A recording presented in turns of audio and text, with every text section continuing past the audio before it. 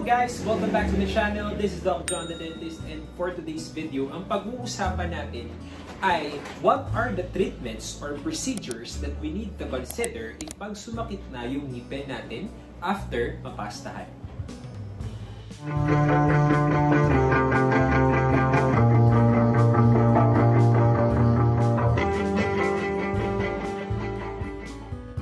If you are new to this channel, don't forget to subscribe and like this video, and also click the notification bell button sa tabi nun para ma-notify kayo whenever I upload new videos. And also, don't forget to comment down below sa comment section para at least masagot ko yung mga questions ninyo na hindi ko sasagot through these videos or from my previous videos. And as much as possible, tinatry ko silang sagutin para at least magkaroon kayo ng idea sa mga dental concerns ninyo.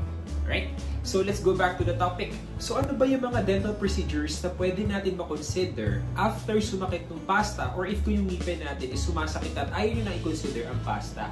So most likely, unahin natin yung concern niyo usually pag yung ngipin is sumasakit na siya, or if kung yung ngipin is napastahan na previously and kailangan siyang, nagkaroon na ng discomfort or pain. So first and foremost, need muna natin alamin kung ano ba yung mga dapat natin i-observe or mga signs and symptoms na kailangan natin i-check if kung yung ngipin natin is hindi na kinaya yung pasta na ginawa sa atin. Right? So first is pain or discomfort. Usually, pain and discomfort is one good sign na yung ngipin natin is meron ng underlying concern. Yun nga lang, we need to verify if kung yung pain or discomfort na yun is minor lang or severe na siya. Okay? So usually kasi, normal sa ngipin natin na bagong pasta yung nagkakaroon ng pain or discomfort or sensitivity or pangingilo, which is normal dahil yung tinatawag natin ng post-operative sensitivity. Since yung ngipin natin is nag-a-adjust pa siya. Yun nga lang, yung sensitivity kasi na yun, pwedeng dapat nasa 30 seconds to 1 minute. Okay? Mayroon lang siya, siguro i-consider natin in a short period of time lang siya. Pero if pag nag-extend na siya ng more than 1 minute, minsan 2 minutes, 3 minutes, or an hour, or 30 minutes, so basically, meron na tayong concern, or it's a hint na meron na talagang underlying concern yung ngipin natin.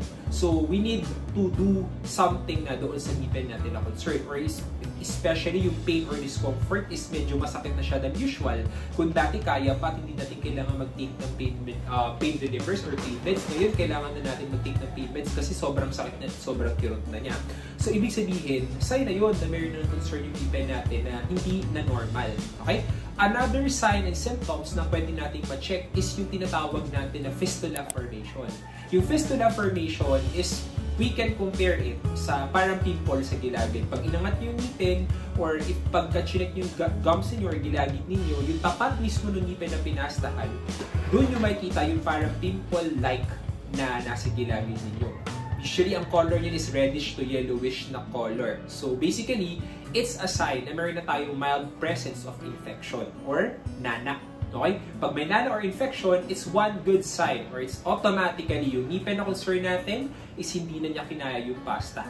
Alright? So, pagka meron tayong mild form ng infection, meron tayong severe form ng infection. Yung severe form of infection natin is facial swelling or pamamaga ng pisngi. So, pag nag-expand pa yung infection na yun at mas naging activated pa siya, there's a possibility, there is a chance na magkaroon na tayo ng pamamaga ng pisngi. And hindi natin gugustuhin na mangyari yun. Kaya as much as possible, if pag may ma-observe na kayong periapical infection or parang pimple sa gilagid, consult your dentist agad. Punta na kaagad kayo sa dentist para bigyan na kayo ng necessary na pain meds, antibiotics para mawala yung infection na yun. Then, another na concern natin for facial swelling kasi minsan hindi lang yung naglo-localize. Ibig sabihin, hindi lang siya nag-stay sa area kung saan doon yung ngipin na meron pasta. Pwede siya mag-expand. Pag nag-expand kasi yung infection natin, there's a possibility na pwedeng pumasok yun sa mga facial spaces natin. Likely, yun yung mga dapat natin medyo maging concern. Kasi pag lumala yun, medyo mas may hirapan na tayo siyang i-control, like using antibiotics na through oral. Baka kailangan na ninyo ng injectable antibiotics para lang mawala or maibsan yung infection na meron kayo.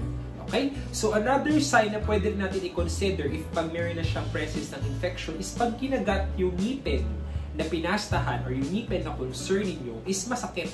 or may pressure, may bigat.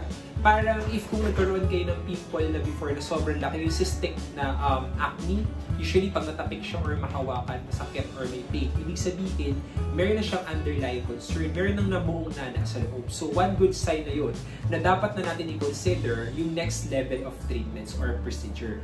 So after natin ma-check tong mga to, instantly, meron tayong idea na yung ngipin na concern natin is meron na siyang concern or hindi na talaga siya kinaya ng pasta. Alright? So, the good thing kasi with pasta is we really try to save the tooth na baka naman makarecover pa siya or kaya pa niyang makasurvive with those treatment. Pero since hindi na kinaya, we need to consider the next level of treatment.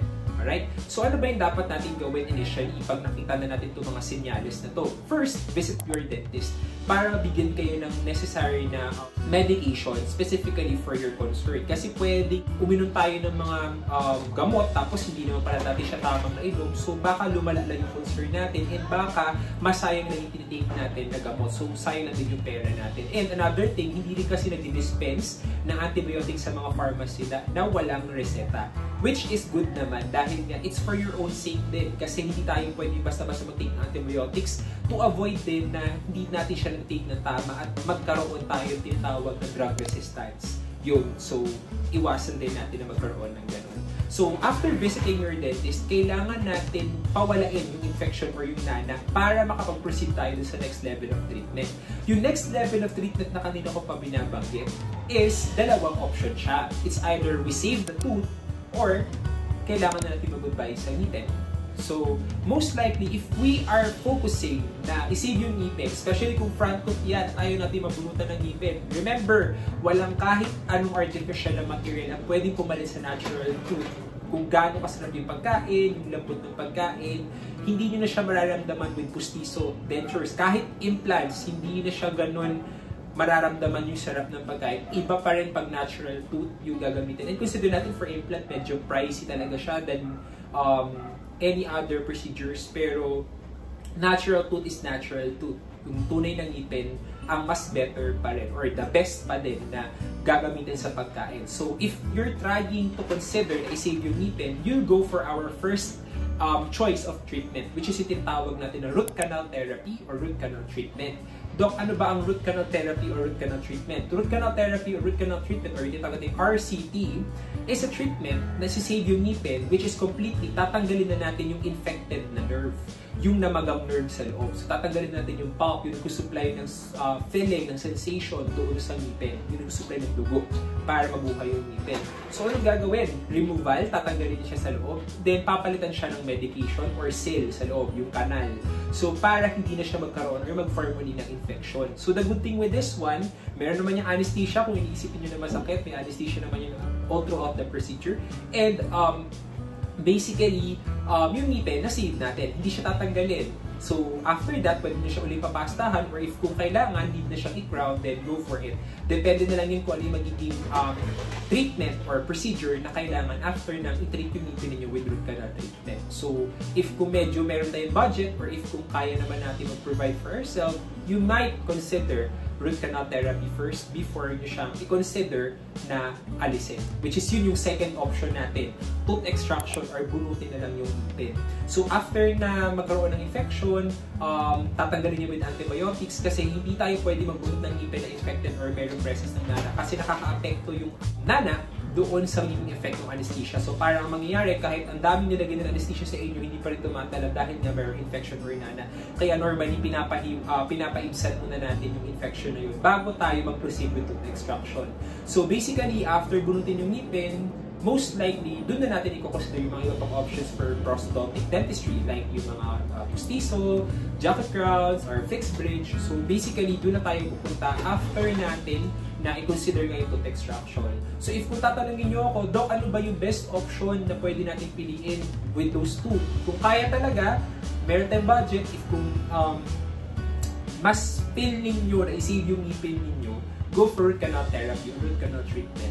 If kung talagang medyo wala talagang budget, you may go for tooth extraction. Yun nga lang, consider nyo na lang, wala nang kahit anong pwede pumali dyan afterwards. Alright? So hopefully natuto kayo sa video na to and nagka-idea kayo kung ano ba yung mga pwede niyo i-consider after.